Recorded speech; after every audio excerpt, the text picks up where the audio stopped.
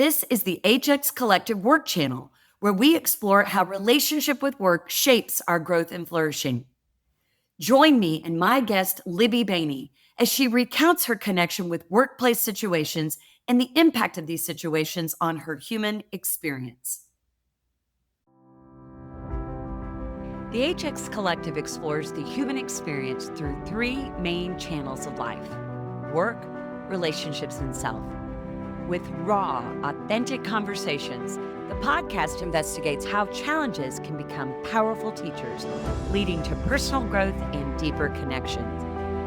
Rooted in humanity-centered design, each episode reflects a commitment to doing good and doing well, featuring diverse voices and generational perspectives. Expect gripping stories of struggle and success, with thought-provoking discussions and concrete tools and tactics that encourage you to rethink your relationship with distress, helping you to establish your full human experience. This is the HX Collective channel. Well, welcome.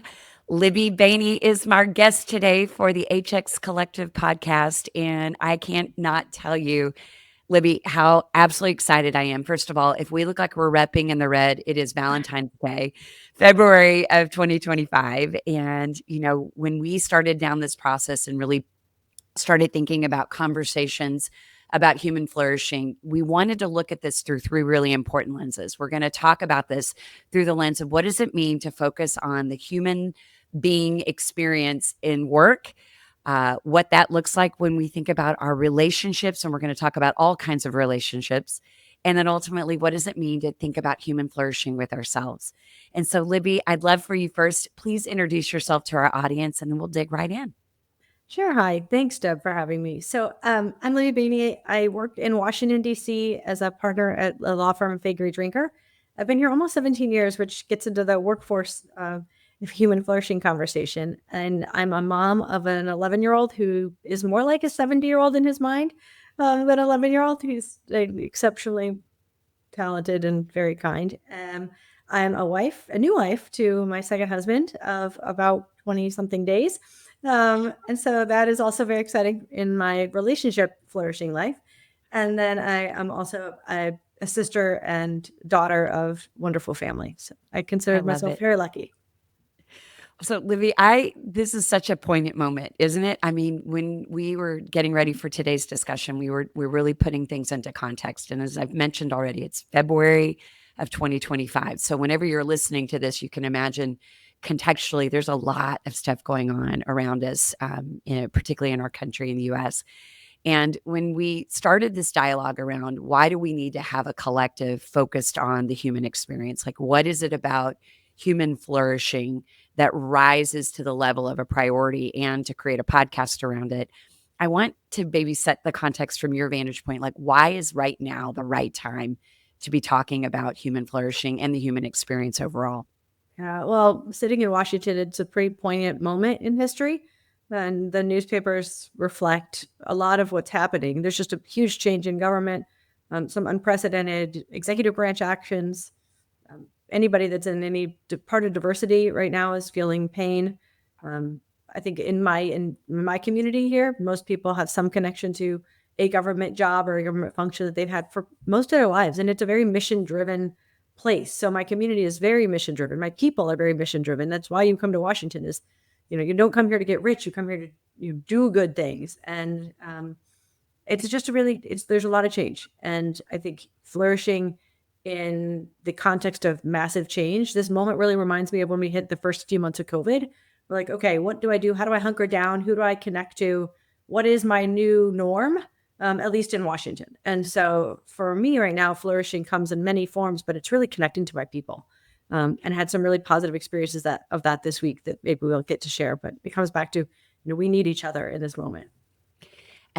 There's often it can sound a little trite, like we need each other. But when you're in a moment like this, you really do. I mean, it's like it doesn't, and it really almost feels like it's not optional to try to, navigate the current realities independently. And I always love the way you engage things. Like, your people. And I am fortunate because I get to be one of your You are people. definitely one of my people. And, this year, we've been sort of dubbing this year as the year of the one-to-one relationship. I know in a Yep. lot of the things that we do professionally together, outside of the podcast, is really this sense that like people need people right now. And it has become really easy to have kind of a surface level of Oh yeah. connectivity and not Oh my gosh. really consider that mission driven Mhm. realities of how human beings flourish in the context of relationships, and Yeah. those relationships occur in a whole bunch of varieties of ways. If you were to reflect on that concept of like the moment of the one to one, like why is it so important that we are intentional and that we're with our people and in really connecting? Why would you Um, say that that would be important right now? Such a good, I love your word intentional. And I'll just use a specific example. So I started because I love these conversations with you as an example. And I have other, dear friends and connectors and just big hearted people across the country that all have high powered jobs and are stressed out and have kids of a certain age. And so we're all just like, I've got 10 minutes. I'll call you when I'm driving through the pharmacy parking lot. And even those little tiny moments of connection have really mattered.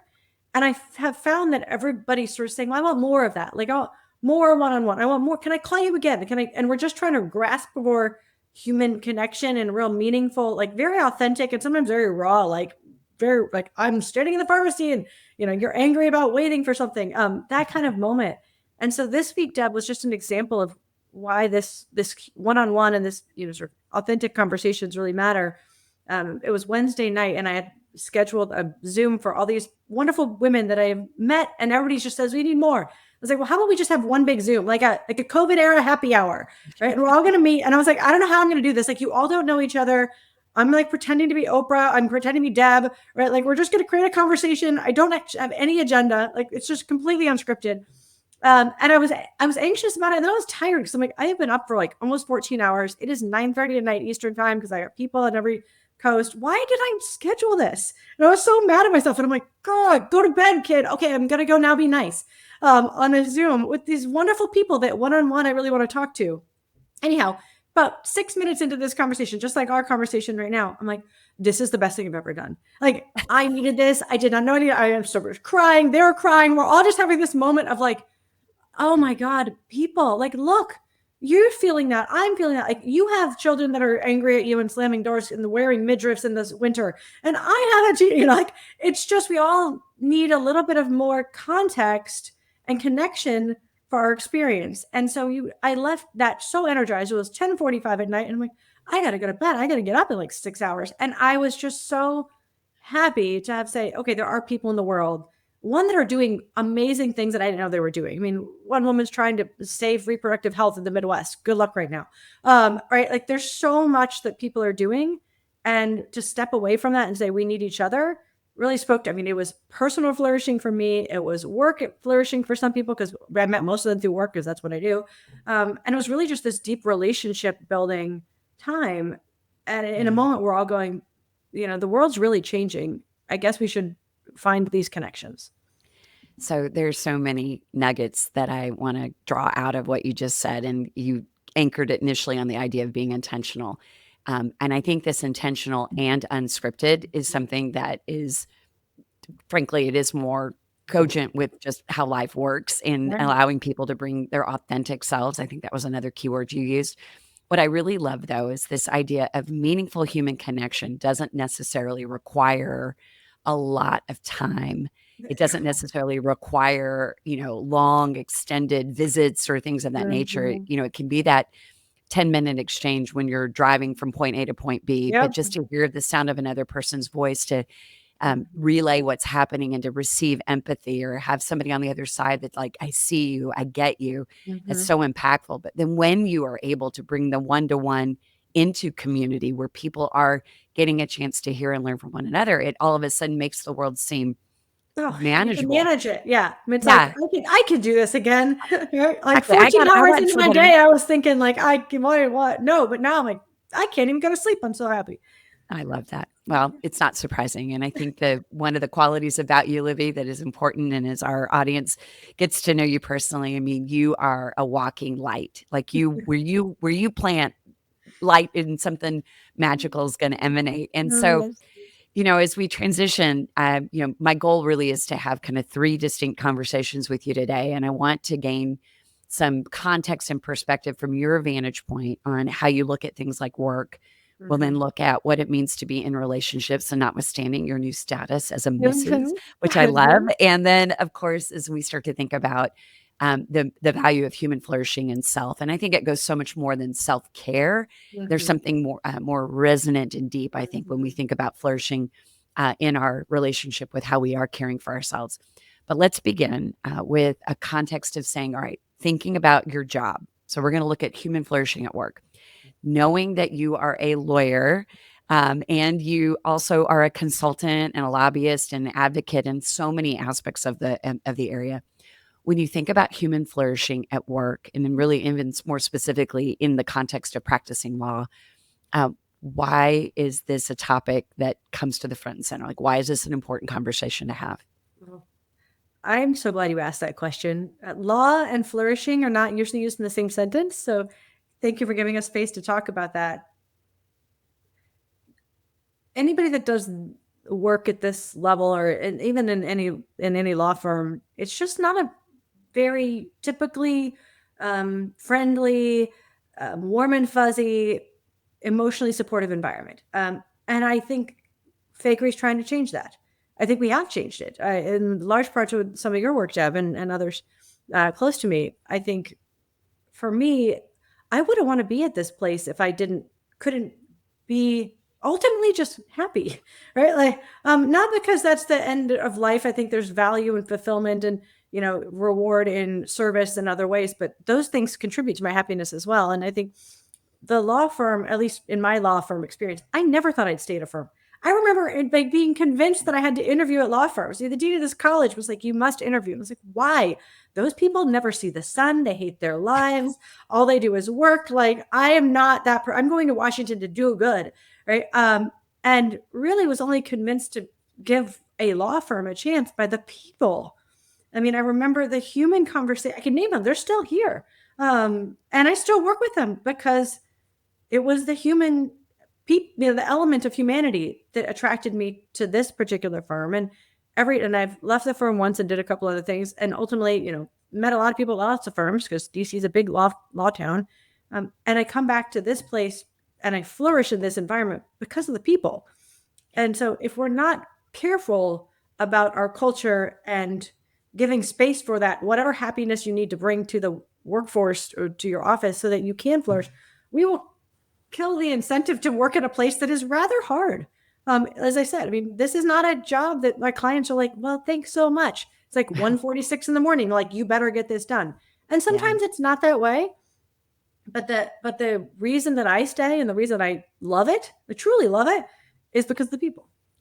Okay. You are such a great billboard and ambassador for kind of rebranding, the alternative to a punchline to a lawyer joke. I mean, I think Right, that I know. humanity sometimes we don't always, particularly if you're in the outside looking in. I think that the profession of being a lawyer, it's too easy to take a pot shot. It's too Oh easy to kind gosh. of succumb to it's all about billable hours and Yeah, and screw having a life. And then when you find a community of the most intelligent people, I mean, in truly, the most truly. like gifted in so Yep, many ways, and you are able to be in an environment that promotes the human connection. yep, What would you say are some of the things that you're recognizing your firm that are real levels of intention to make room for humanity, to make room yeah. for, we want you to have connections inside the firm as much as you're having connections with your clients. What can you Yeah, tell us well, about that?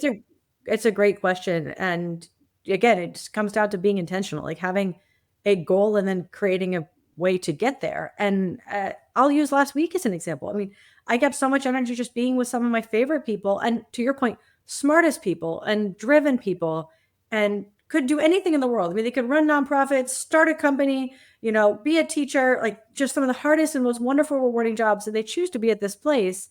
And because we have these moments of that intentional connection where we are building something bigger than ourselves. And to me, flourishing in a workforce environment has to be bigger than myself, because why would I go to an office and spend all that energy in a corporate culture or a workforce culture without it being a bigger thing than anything I could do by myself. Like that's just the nature of assigning yourself to somebody else's corporate work or work generally.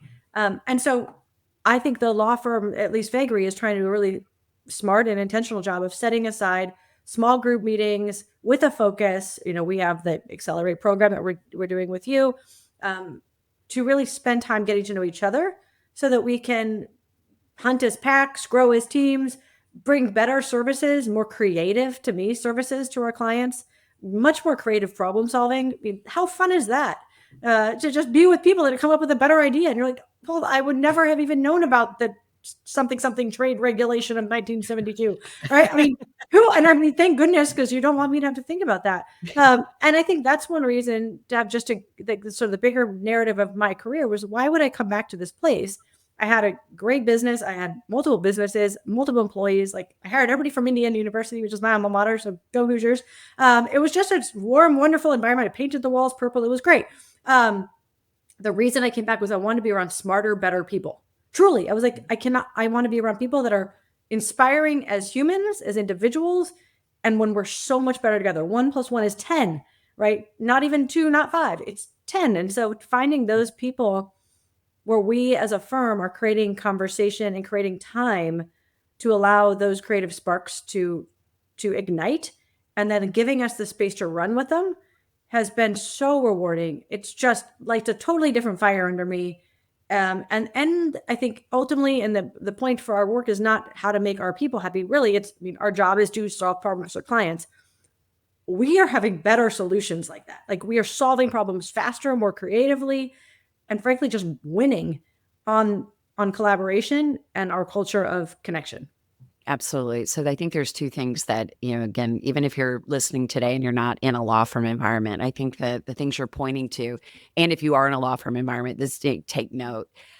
Law firms have no shortage on initiatives, right? There are committees and activities, and we're coming together for these, cross-selling and industry teams and, and just on and on and on. But what I think is really important, and it's a hallmark of any expert in culture building will tell you that the power of motivation comes through the sense of purpose. Yep. When people feel like they're connected to something bigger than themselves, ultimately it manifests so much more profitability and action and activity. I think the second thing, though, that has been a really cool way to approach, which is really a growth-based initiative. It's a sales client service-based initiative, but to first put the priority on rapport and relationship connection among the members of the team. Yep. And really prioritizing that before we get to the heart of who are you going to go, land, and who are you going to go prospect and everything. I think it's a subtlety, but it's been a significant driver of success, is that instead of jumping to the action planning and the prospecting and selling and pitching activities, it's like, no, let's first get really clear on the inventory of relationships we have with all of these smart people, so that we can unleash the creativity, that we can unleash that level of connection. Does that make sense? I mean, I love think that word. I love the word unleash.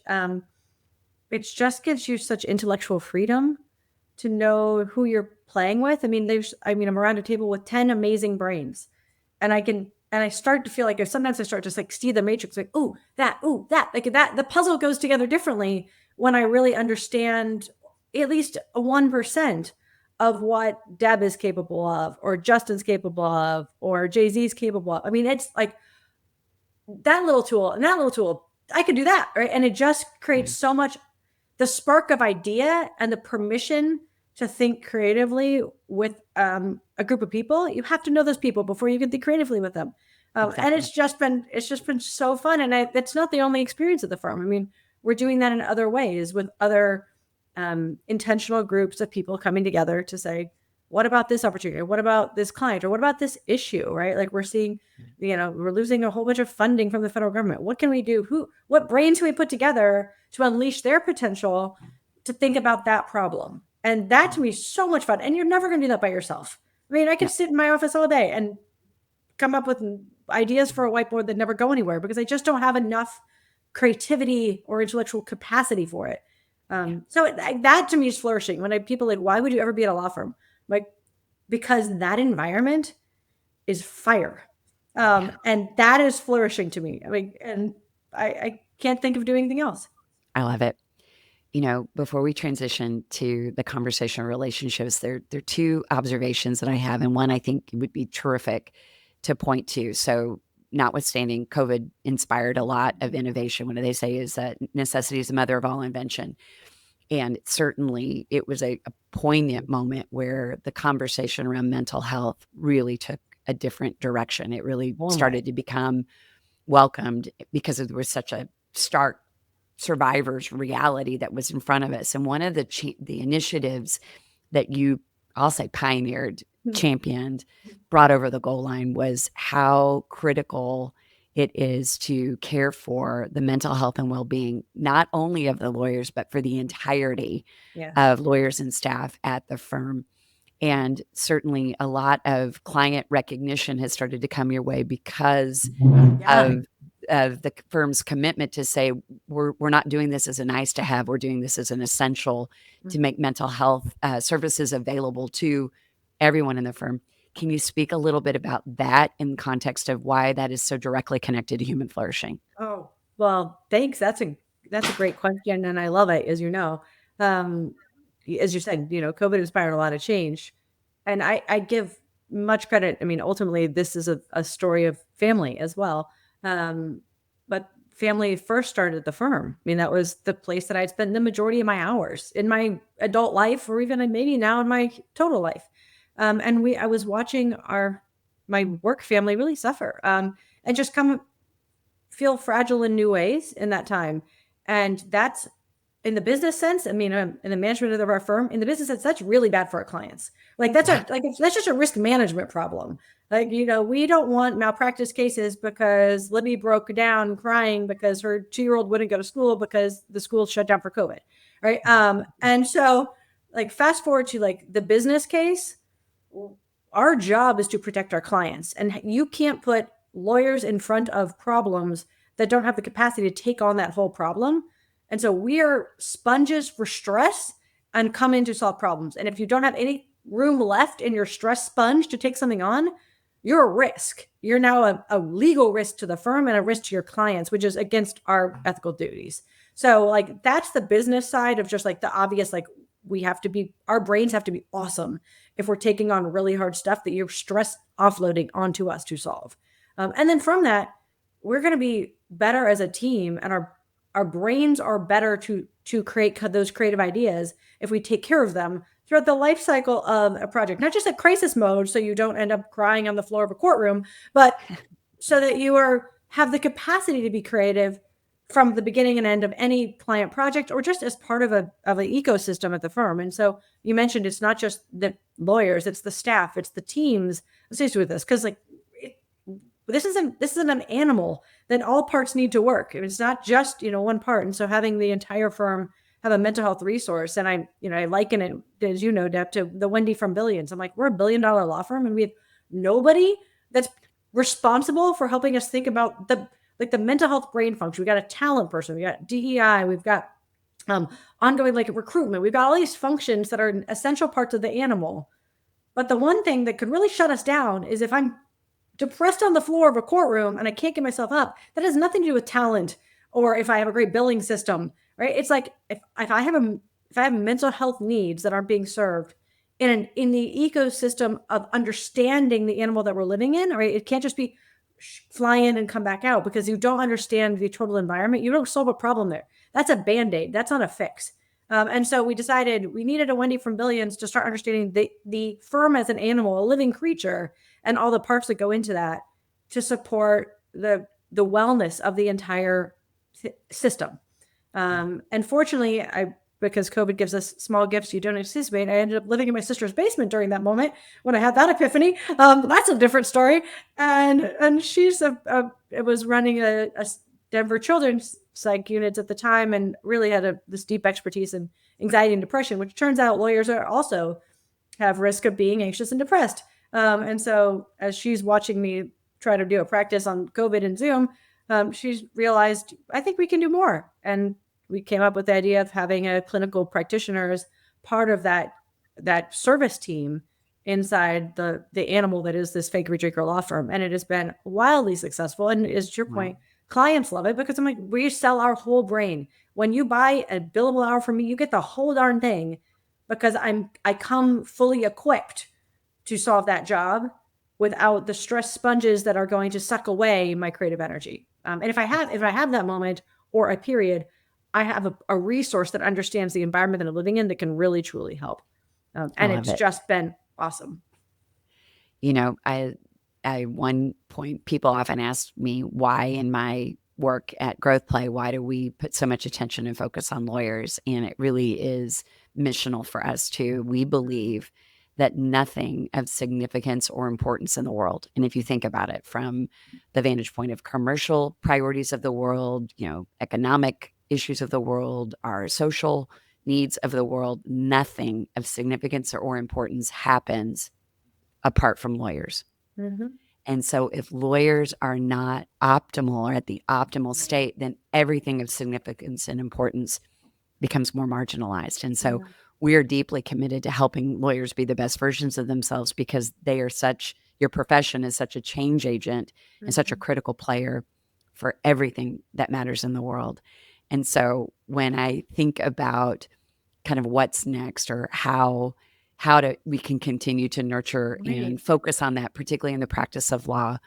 What are you most excited about? As you think about your firm, you think about human flourishing as something that's made it to the strategic, it's on the Right. strategic plan, having, in Right. residence mental health services available to everyone at your firm. What are you most excited about when you sort of forecast ahead? Well, I'm delighted and so proud of the firm for doing this. I mean, being the first, winning the American Lawyer Award last year, setting a model for other firms, and other and our clients. I mean, now I think the fun future is partnering with our clients to totally expand this. And we're not the only ones. I mean, you're seeing CEOs and general counsels across the globe putting strong language around this imperative, and not saying it's a nice to have or there used to be a business case. There's a soft business case. No, it's a hard business case, uh, for for recruiting our people, for keeping our people, for solving the problems that we are hired to solve, whatever industry you're in. Um, Turns out you can't solve problems if you don't have a strong mental health. You just don't. And the fact that it took us, to 2025 to realize that as a business imperative gives us an opportunity better in the future. And I'm really excited about that opportunity because we have the evidence, we have the models, we have internal commitment at Faegre, we have external commitment from our clients. And now, to me, the world is our oyster. Okay, let's grow this in all those different directions and see how much more we can do, to your point, as lawyers through the world, in the lens of solving human problems. Thanks for being here. If today's conversation sparked something in you, we hope you'll carry it forward with curiosity, compassion, and courage. Subscribe to the show, leave a review, and share this episode with someone who needs it. Until next time, keep exploring what it means to be fully human.